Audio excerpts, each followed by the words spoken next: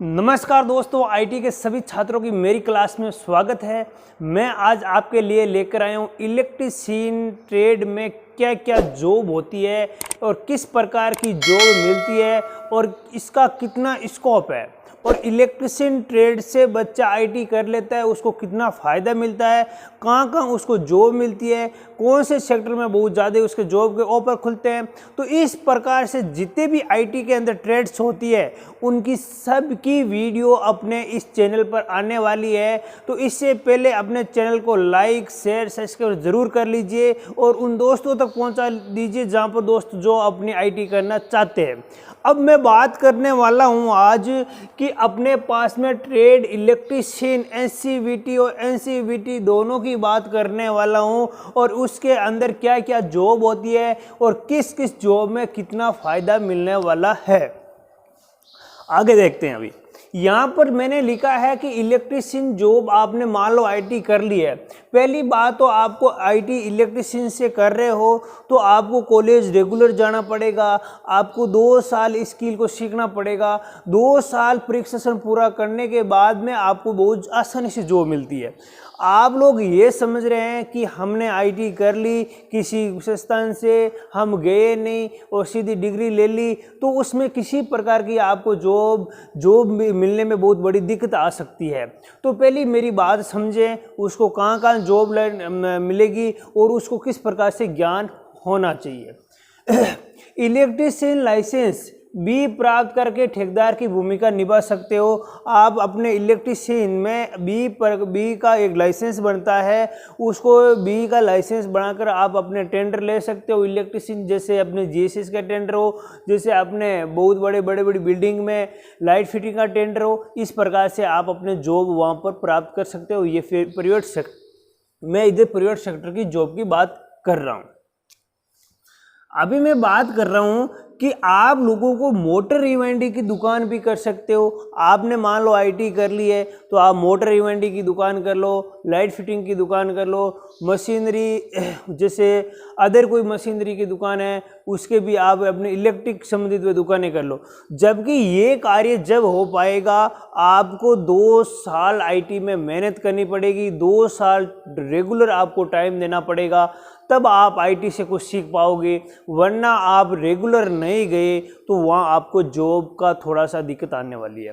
ठीक है, फिर मैं बात करता हूँ आपने जैसे सोलर का जॉब। सोलर के अंदर मान लो आपने आईटी कर ली इलेक्ट्रीशियन से, तो आप अपने इलेक्ट्रीशियन की पोस्ट पर सोलर में जॉब कर सकते हो। वहाँ जाकर अच्छी से अच्छी पोस्ट, जैसे वहाँ इलेक्ट्रीशियन की पोस्ट होती है, जैसे अपने वहाँ डीसी एसी डीसी का कनेक्शन करना हो, वहाँ प्लेट का कनेक्शन करना हो, वहाँ बैटरी को जो अपने उसको बैटरी को चेकअप करना हो, एमसीबी कनेक्शन करना हो, ये सारी डिटेल्स अपने सीख सकते हैं। बेटा ये जब सीख सकते हैं जब आपके पास में, देखो ये कार्य कब हो पाएगा, ये मेरी बात सुन लेना, ये अपने पास में पूरा स्किल भरा हो, ये अपने पास में क्या हो, अपने दिल में पूरे अपने हाथ में हुनर हो, अपने पास स्किल हो, तब ये कार्य अपने लिए बहुत आसान हो जाता है। किसी प्रकार की दिक्कत यहाँ पर नहीं आती। अपने आईटी करने के बाद में आप अप्रेंटिसशिप कर सकते हो। आपने मान लो आईटी कर ली है, 2 साल आईटी हो गए हैं, उसके बाद में आपके पास अप्रेंटिसशिप के बहुत अच्छे से अच्छे मौके आते हैं। इसी चैनल पर आपको मैं अपलोड कर देता हूँ मैं कौन कौन से अप्रेंटिसशिप में फॉर्म अप्लाई होते हैं।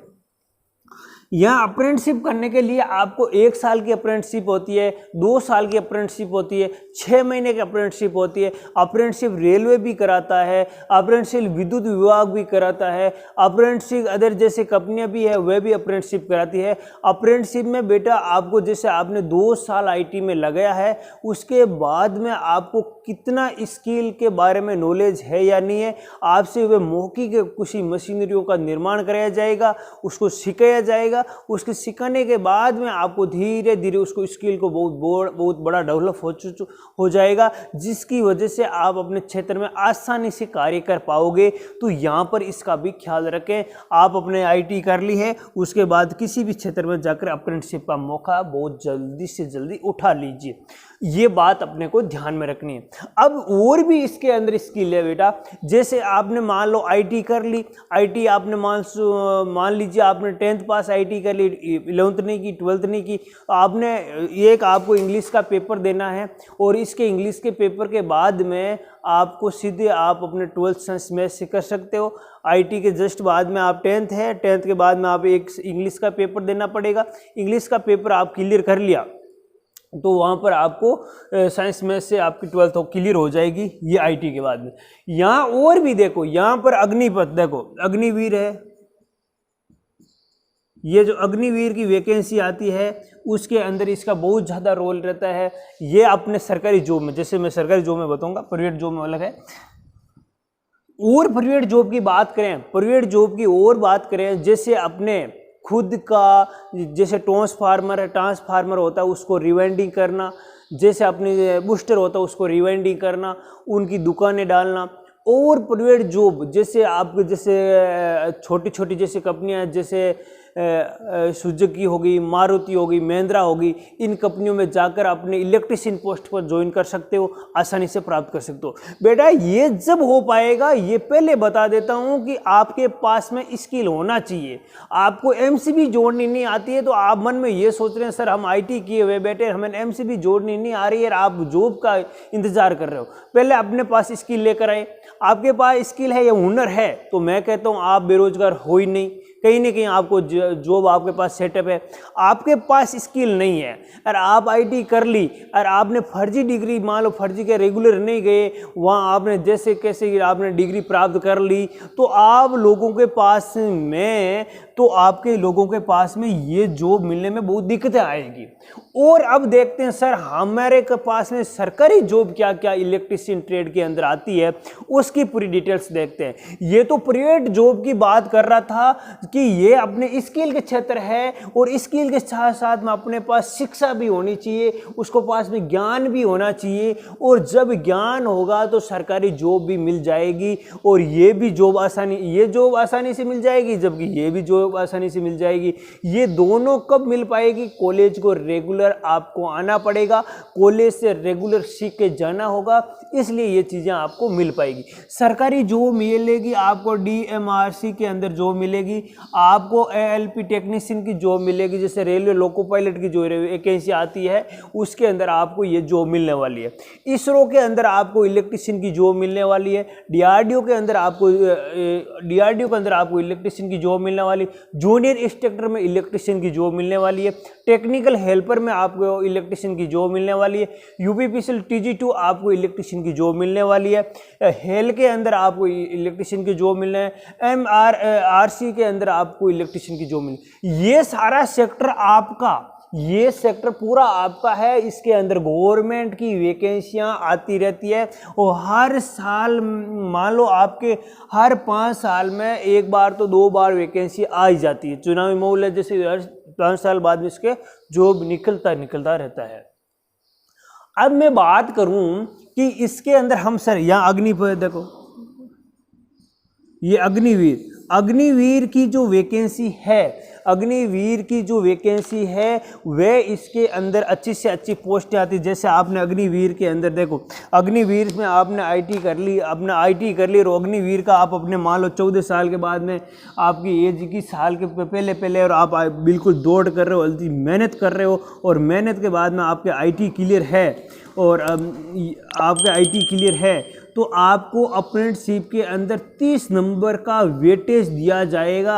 आपको 30 नंबर का वेटेज दिया जाएगा। बेटा ये चीज़ नोट कर लेना कि आपने अग्निवीर में आपने मारो रेलवे, आपने जैसे आप अपने मिलिट्री जैसे सुरक्षा में, देश की सुरक्षा के लिए आप जाना चाहते हो या फौजी बनना चाहते हो तो आपने आईटी कर ली। मान लो आपने 10th के जस्ट आईटी कर ली और आईटी करने के बाद में आपने सोच लिया मुझे तो एक बार अपने को फौजी बनना है, और फौजी बनने के लिए आपको अग्निवीर, जैसे आप तो पता अग्निवीर बोलेंगे उसको, और अग्निवीर में आपको 30 नंबर का वेटेज दिया जाएगा। वह टेक्नीशियन की पोस्ट पर दिया जाएगा, ऐसे नहीं जीडी की पोस्ट पर दिया जाएगा, नहीं दिया जाएगा जीडी की पोस्ट, टेक्नीशियन की पोस्ट पर आपको अग्निवीर में आपको 30 नंबर का वेटेज दिया जाएगा। और बात करते हैं कि इसके अंदर आपने उसके आईटी के बाद में आप पॉलिटेक्निक कर सकते हो, पॉलिटेक्निक के जस्ट बाद में आप बीटेक कर सकते हो। तो ये आपका धीरे धीरे इसको आपका बढ़ सकता है, धीरे धीरे आप इसके अंदर बहुत अच्छा कर सकते हो।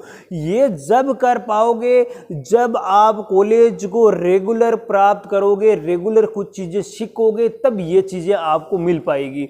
ये चीज़ें मान लो ये स्किल के बिना ये नहीं हो पाएगा, शिक्षा के बिना ये चीज़ें नहीं हो पाएगी। आपको स्किल प्लस आपको साथ में थ्योरेटिकल ज्ञान होगा, तब ये इन दोनों चीज़ों को जॉब कर पाओगे। मैं आप लोगों को आप अब सोच लो कि इलेक्ट्रीशियन ट्रेड एक अच्छा ट्रेड है या उसके अंदर मुझे डीजल में जाना चाहिए, इलेक्ट्रीशियन में जाना चाहिए, कोपा में जाना चाहिए। अदर सब वीडियो इस चैनल पर आने वाली है। बाकी जितने भी ट्रेड्स है, जैसे कोपा में कितना फ़ायदा है, फिटर में कितना फ़ायदा है, पूरी ट्रेड्स की वीडियो चैनल पर आने वाली है। और इस चैनल पर आने के बाद आप मुझे बताओगे कि किस ट्रेड के अंदर सर इतना ज़्यादा फायदा है, आपको किस ट्रेड में ज़्यादा फ़ायदा उठाना चाहिए और किस में आपको मेहनत करनी चाहिए, किस ट्रेड में आपको आईटी करनी चाहिए। आप लोग खुद आप अपनी डिसाइड कर लीजिए कि मैं आईटी किस ट्रेड में करूं। आगे मैं डीजल का भी भेजने वाला हूं। तो ये थी मेरे पास में इलेक्ट्रीशियन की पूरी डिटेल्स, और इसमें और भी अदर्स बहुत अच्छे अच्छे जॉब्स होते हैं जिसमें छोटे बड़े इस प्रकार की छोटी बड़ी कंपनियों में इलेक्ट्रीशियन की पोस्ट आती रहती है। एमएस जैसे हॉस्पिटल में भी इलेक्ट्रीशियन की पोस्ट आती है। तो मेरे ख्याल से आप लोगों को ये समझ आ गई होगी, और आगे इस चैनल को प्राप्त करने के लिए हमेशा इस चैनल पर बने रहें, लाइक करें, शेयर करें। थैंक यू दोस्तों। इसी के साथ मेरी क्लास